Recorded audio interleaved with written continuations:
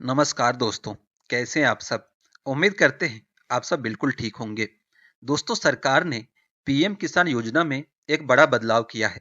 सरकार ने कुछ नए नियम लागू किए हैं, जिनसे कुछ किसानों का लाभ जो है अस्थायी रूप से रुक सकता है। लेकिन इन बदलावों से पारदर्शिता और ईमानदारी बढ़ने वाली है। तो आप लोग वीडियो को अंत तक जरूर देखिएगा। इस वीडियो में हम आपको पूरा प्रोसेस बताएंगे कि नया नियम क्या है, किन किन लोगों का भुगतान रुक सकता है और किसको किसको लाभ मिलता रहेगा। तो आप लोग वीडियो को अंत तक जरूर देखिएगा ताकि कोई भी जानकारी आपसे मिस न हो जाए। दोस्तों, पीएम किसान योजना के तहत केंद्र सरकार ने किसानों के हित में बड़े बदलाव किए हैं। प्रधानमंत्री किसान सम्मान निधि योजना का लाभ अब केवल वास्तविक और पात्र किसान को ही मिलेगा। इस योजना के अंतर्गत सरकार प्रति वर्ष किसानों को 6,000 की आर्थिक सहायता जो है 3 समान किस्तों में प्रदान करती है, ताकि छोटे और सीमांत किसान अपनी खेती की जरूरतों को पूरा कर सके। लेकिन हाल ही में कुछ नए नियम लागू किए गए हैं, जिनसे कुछ किसानों का लाभ जो है अस्थायी रूप से रोक दिया गया है।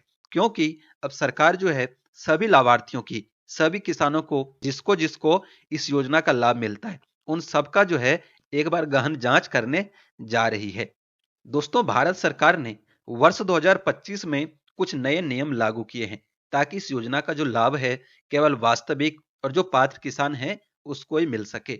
इन नियमों के तहत जितने भी फर्जी लाभार्थी थे, डुप्लीकेट रजिस्ट्रेशन थे और जो लोग दस्तावेजों में गड़बड़ी करके इस योजना का लाभ ले रहे थे, ऐसे लोगों का पहचान करने के बाद उसका जो लाभ है अस्थायी रूप से बंद कर दिया गया है। दोस्तों, अभी जो नया नियम लागू किया गया है, इसका मेन मकसद है कि जितने भी फर्जी लाभार्थी हैं और इस योजना का दुरुपयोग कर रहे हैं, उन लोगों का लाभ जो है बंद करना है। तो आइए अब समझते हैं कि नए नियम से किन किन किसानों का जो है लाभ बंद हो सकता है। नए नियमों के तहत सरकार ने कुछ श्रेणियों के किसानों का लाभ जो है अस्थायी रूप से रोक दिया है। यहाँ पर आप लोग देखेंगे 1 फरवरी 2019 के बाद भूमि खरीदी गई हो तो तब तक आपको लाभ नहीं मिलेगा, जब तक कि आपके भूमि का सत्यापन पूरा नहीं हो जाता है। अगर आपने भी अपना जमीन 1 फरवरी 2019 के बाद खरीदा है तो आपको किसी सीएससी सेंटर पे जाके आपको अपना भूमि सत्यापन करना पड़ेगा। उसके बाद में ही आपको इस योजना का लाभ दिया जाएगा। एक ही परिवार के कई सदस्य लाभ ले रहे हों, अगर आपके एक ही परिवार से कई सारे लोग इस योजना का लाभ ले रहे हैं तो किसी एक ही आदमी को अब इस योजना का लाभ दिया जाएगा। आधार या बैंक डिटेल गलत हो, कई लोग क्या किए हैं कि आधार किसी और के नाम से है, बैंक डिटेल किसी और के नाम से है और उनके अकाउंट में पैसे भेजे जा रहे हैं। लेकिन अगर अब इस तरीके का दस्तावेज में गड़बड़ी पाया जाता है तो आपका भुगतान जो है तुरंत रोक दिया जाएगा।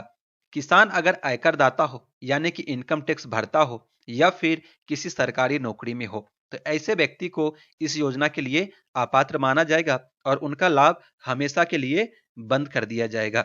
जिनके पास खेती योग्य भूमि नहीं है, उन्हें लाभ नहीं दिया जाएगा। बहुत सारे लोग ऐसे थे जिनके पास खेती योग्य जमीन नहीं है, जहां पे उनका घर है, जहां पे उनका मकान है, उसी जमीन का पेपर लगा करके उन्होंने पीएम किसान योजना के लिए आवेदन कर दिया और उनको लाभ दिया भी जा रहा है।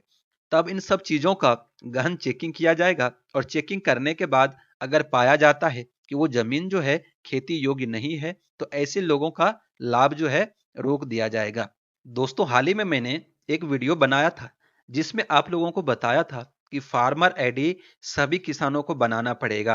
अगर आपने अपना फार्मर आईडी नहीं बनाया है तो आने वाले कुछ समय में कृषि योजना से मिलने वाले सभी तरीके का लाभ आपका जो है बंद कर दिया जाएगा। फार्मर आईडी एक ऐसा यूनिक आईडी है जिसमें आपके सभी जमीन का डिटेल, आपके नाम से जितने भी जमीन है उस सभी जमीन का डिटेल आपकी एक ही फार्मर आईडी में एक ही जगह होगा। साथ में उस जमीन का मालिक कौन है, उसका आधार कार्ड नंबर क्या है, उसका बैंक खाता नंबर क्या है, उसका एड्रेस क्या है, पता क्या है, ये पूरा डिटेल जो है आपके फार्मर आईडी में एक ही जगह जो है संशोधित रहेगा, एक ही जगह सेव रहेगा।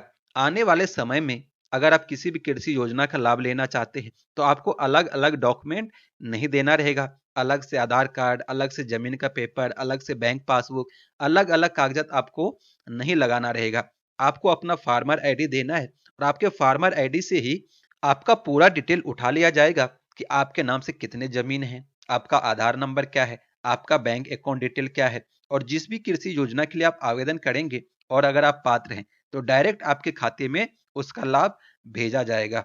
साथ ही अगर आपने अभी तक पीएम किसान सम्मान निधि योजना के लिए आप लोग आवेदन नहीं किए हैं तो बिना फार्मर आईडी के आपका रजिस्ट्रेशन भी नहीं होगा। जैसे आप लोग इस पोर्टल पर आएंगे, ठीक है, पीएम किसान सम्मान निधि योजना के पोर्टल पर आएंगे और न्यू फार्मर रजिस्ट्रेशन के लिए आप लोग अप्लाई करेंगे।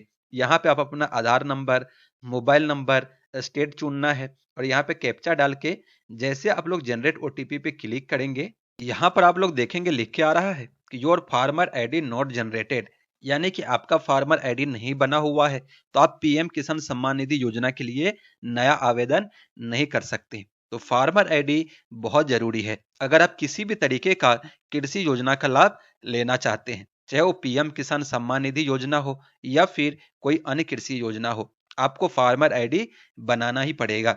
फार्मर आईडी कैसे बनेगा इसके लिए हमने अलग से वीडियो बनाया हुआ है। अगर आप लोगों ने अभी तक वो वीडियो नहीं देखा है तो आप लोग हमारे चैनल पर जाकर वो वाला वीडियो देख सकते हैं। तो चलिए, आज के वीडियो में ये था एक महत्वपूर्ण जानकारी पीएम किसान सम्मान निधि योजना को लेकर।